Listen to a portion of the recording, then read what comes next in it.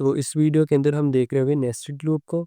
Nested loop क्या होता है, और उसके बाद हम देखेंगे inner loop infinite loop. Infinite loop क्या होता है, और ब्रेक लूप को देख रहे होंगे। इन तीनों लूप्स को आज हम कवर करेंगे। सबसे पहले हम नेस्टेड लूप को देखते हैं कि नेस्टेड लूप क्या होता है। अब नेस्टेड लूप ये होता है कि एक लूप के अंदर दूसरे लूप को इस्तेमाल करना है। जैसे कि 2D हॉरिजॉन्टल भी हम वैल्यू को स्टोर करवा रहे होंगे, यानी कि एक्स एक्सिस पे भी हम स्टोर करवाएंगे वैल्यू को, और वाई एक्सिस पे भी वैल्यू को स्टोर करवाएंगे। तो इसका सिंटेक्स देखते हैं। सबसे पहले हमने फॉर लूप ले लिया, बेसिक जो हमारे पास लूप है। अब हमने उसको लेस देन इक्वल टू 3 कर दिया, ठीक है। यानी कि अगर हम इसको 1 भी ले लेते हैं तब भी ठीक है, क्योंकि हमने लेस देन इक्वल टू 3 कर दिया। अब हमारे पास जो ये लूप है, ये एक बेसिक लूप है जो कि हमने पीछे वाली वीडियोस के अंदर कवर किया था। अब इसके बाद इस लूप के अंदर ही एक और लूप लगाएंगे हम, वो ये कहलाएगा अब नेस्टेड लूप। यानी कि जो बाहर वाला लूप है, ऊपर वाला जो लूप है वो होगा आउटर लूप, और जो ये वाला लूप है ये कहलाएगा इनर लूप, और ये सारा मिलकर कहलाएगा नेस्टेड लूप। होपफुली कि समझ आ गई होगी। और अभी हम जो वेरिएबल्स होते हैं इसके अंदर, जो इनर लूप होता है यानी कि जो अंदर वाला लूप होता है, उसके डाटा टाइप्स और वेरिएबल, डाटा टाइप्स नहीं, जो वेरिएबल्स होते हैं वो आउटर लूप से चेंज होते हैं। यानी कि हमने बाहर वाले लूप के अंदर इंट आई लिया था, और यहाँ पे हम अब इंट जे ले लेंगे, या फिर कोई और वेरिएबल ले लेंगे। तो हम यहाँ पे जे ही लेते हैं। J is less than equal to 3। यानी कि हमने आउटर लूप के अंदर भी वही कंडीशंस ली हैं, और इनर लूप के अंदर भी वही कंडीशंस ली हैं। ये एक बेसिक नेस्टेड लूप है जो कि समझने के लिए आसानी होगी। अब उसके बाद हम सी आउट लेते हैं। सी आउट लेने के बाद हम जो डिस्प्ले करवाएंगे वो करवाते हैं। यानी कि हम सिंपल आई को जे से मल्टीप्लाई करवा देते हैं बस, ज़्यादा प्रोग्राम बड़ा नहीं करेंगे। हम बेसिक अपनी लॉजिक रखते हैं कि जो आई की वैल्यू होगी, यानी कि सबसे पहले आई आएगा और आई मल्टीप्लाई होगा इस आई से, ठीक है। फिर उसके बाद जब ये आई यहाँ पे जाएगा, अभी हम इसे रन करते हैं और फिर समझने की कोशिश करते हैं इसको क्या आता है। ये देखिए इसने प्रिंट करवाया 1 2। इसे हम और थोड़ा इजी समझते हैं। इसे हम यहाँ पे C out E N D L end line लगाते हैं, जो कि हमने लास्ट वाली वीडियोस के अंदर, आई थिंक पहली दूसरी वीडियो के अंदर ही कवर कर लिया था। और अब ये देखो, ये एक 2D एल्गोरिथम 2D मैट्रिक्स बन गया।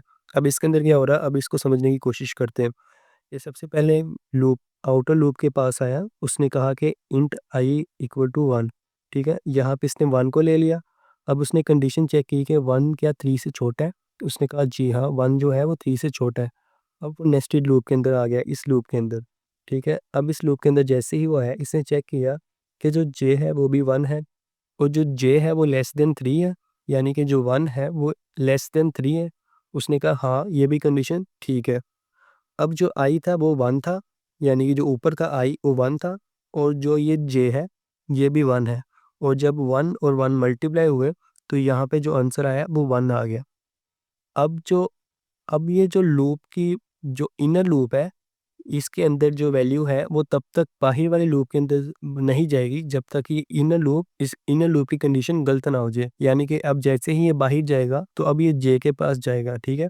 अब जे के पास जाने के बाद जो जे है ये वाला, ये प्लस प्लस होने के बाद 2 हो जाएगा, यानी कि यहाँ पे 2 आ जाएगा।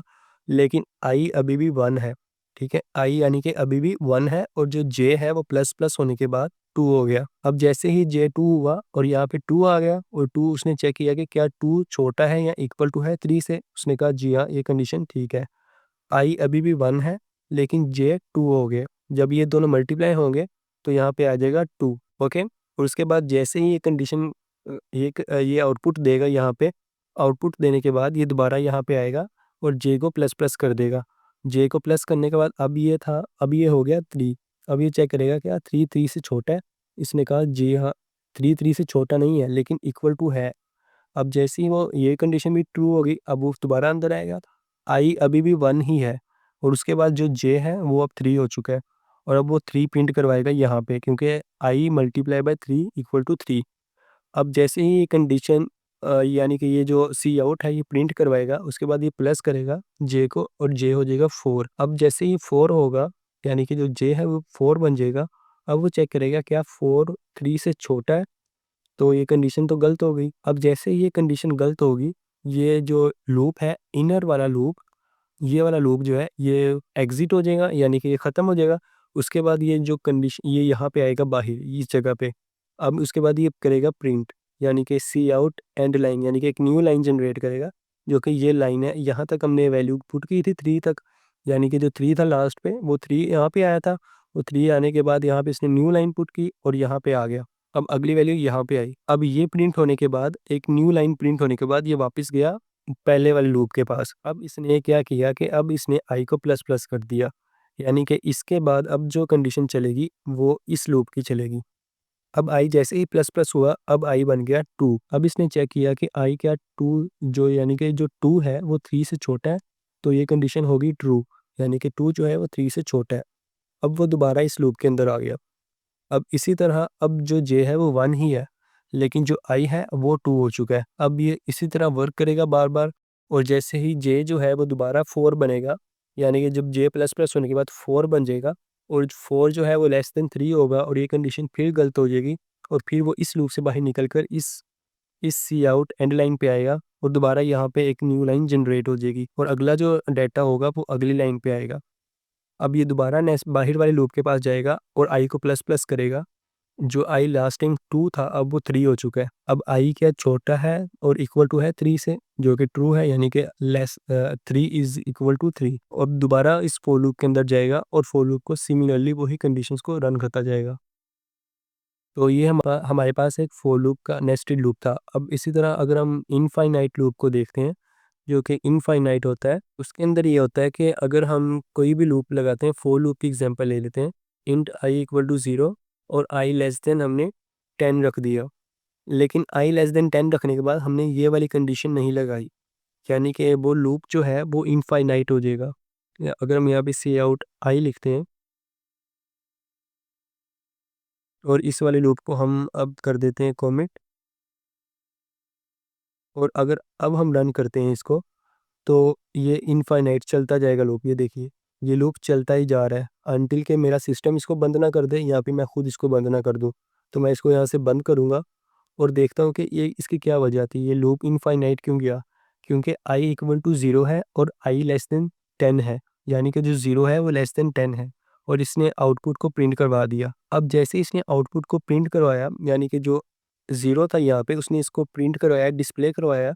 डिस्प्ले करवाने के बाद वो दोबारा जब इस वाली कंडीशन के पास गया जहाँ पे इसको इंक्रीज़ करना था, जो कि ये वाली कंडीशन थी हमारे पास, इंक्रीमेंट की कंडीशन थी, लेकिन वो वहाँ पे नहीं थी।